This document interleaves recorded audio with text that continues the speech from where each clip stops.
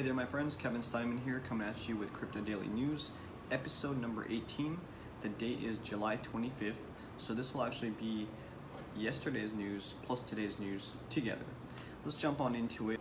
South Korea's top telephone company has actually revealed their own blockchain network. It's pretty cool because obviously the more things that are happening in the Asian countries like South Korea and China, the more it's going to accelerate the growth and adoption of blockchain globally. So state-owned KT Corporation, South Korea's largest telephone company, has announced the launch of its blockchain-powered commercial network. The firm has built a blockchain layer on top of its existing national-wide network in order to make it more secure and transparent, according to the Korean Herald. This was published yesterday. The news outlet reports that the Blockchain Center CEO Seo Young-il is saying that blockchain tech can be used in telecommunications for secure and efficient data management. He also added that the whole point of applying blockchain to networks is to address security and transactions used by making the current networks and everything else involved more secure and trusted.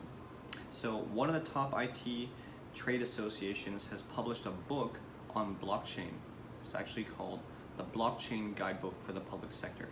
And what this thing is going to be titled is basically harnessing the blockchain revolution. So I plan to actually go through this guide and take out whatever important parts there are and tell you guys about them, but also include it in my new book I'll be coming out with probably in the next couple weeks called Blockchain Basics. For any of you guys that are new to cryptocurrency and blockchain technology, it's definitely something you want to check out, as well as this book here. Basically, it was put together by the Computing Technology Industry Association.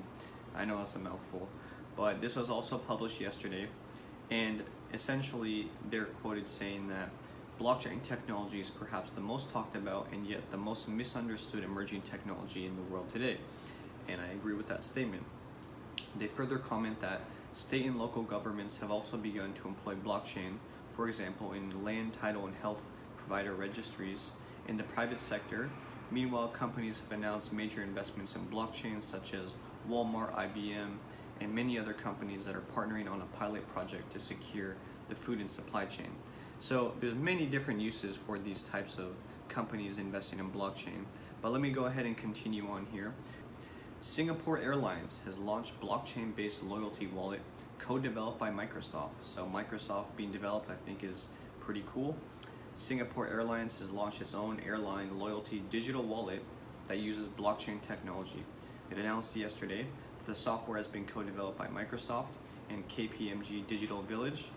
And basically, what they want to do with this new wallet is make it so their ChrisPay has access to see a KrisFlyer, the loyalty program that they have, and it can also be easily converted to frequent flyer miles should their customers choose to do that. An interesting acquisition happened yesterday with Tron acquiring P2P platform operator BitTorrent. Many of us here are familiar with BitTorrent. If you've been around on the internet, you may even have a torrent software on your computer.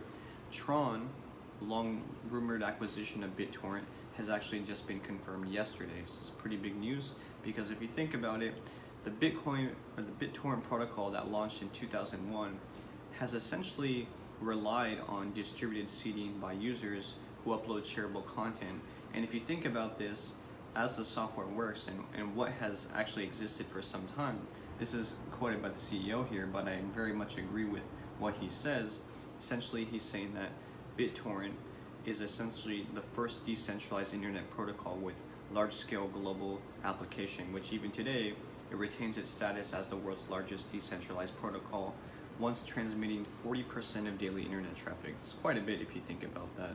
So pretty awesome to see two cool companies come together, and I don't know if I would have seen that coming, but I think it's cool that Tron is backing another older company, and together they're going to be having P2P and distributed ledger, decentralized blockchain technology, all working with things that are going to move the world forward.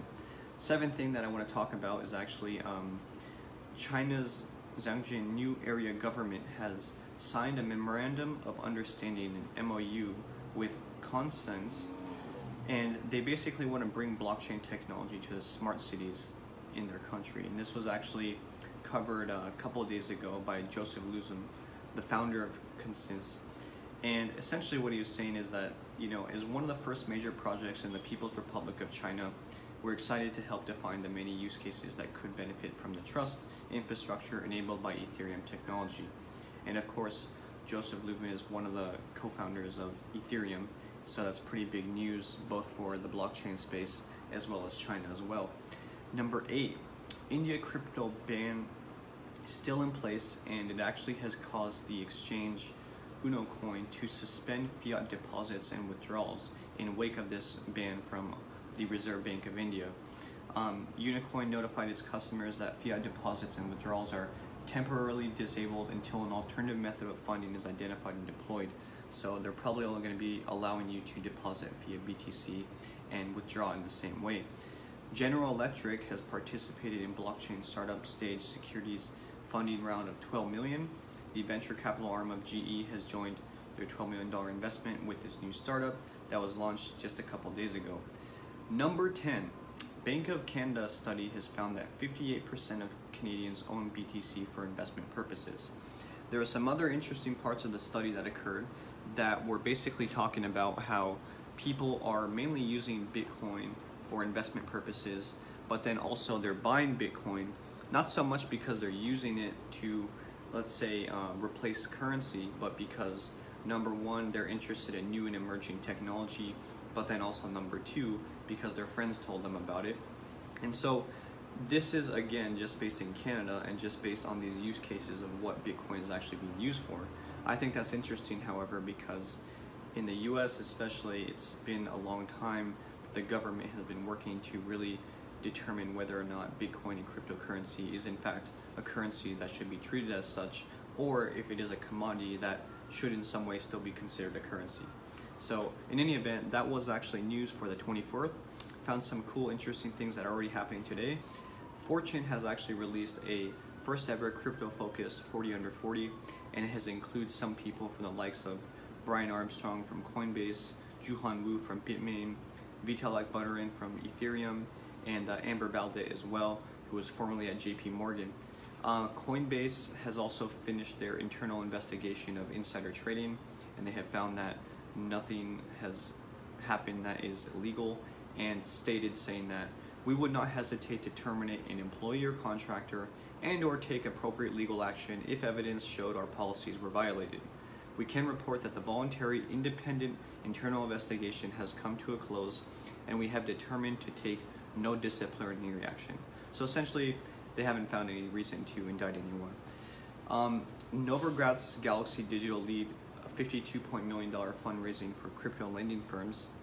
And essentially what they're looking to do here is lend fiat currency in exchange for Bitcoin. So let's just say, for instance, if you want to borrow $8,000, which is around what Bitcoin is at presently, even though it topped already 8,200, basically you would give them a Bitcoin, and they're expecting the Bitcoin to appreciate in value. Maybe it's going to go up to 8,500 or 9,000 by the time you repay back that loan, and they will just then take the difference that was made in that time period. Of course, it also merits that the Bitcoin value could go down, in which case when you repay your loan, you could have to pay less, but at the same time, I'm pretty sure they're banking on the opposite occurring. So, with all that being said, I'm still optimistic on the markets today. I think that things will continue to be bullish. If Bitcoin price can close above the 8,500 level, that will be pretty important. And furthermore, if it goes above that level, I think it's going to go well into the 9,000s, and then we can start to see what happens as the price starts to approach the 10,000 level as well. So I hope you guys have found this informative, and I'll talk to you soon. Ridiculous, without even trying. How do they do it? This is 10% luck, 20% skill, 15%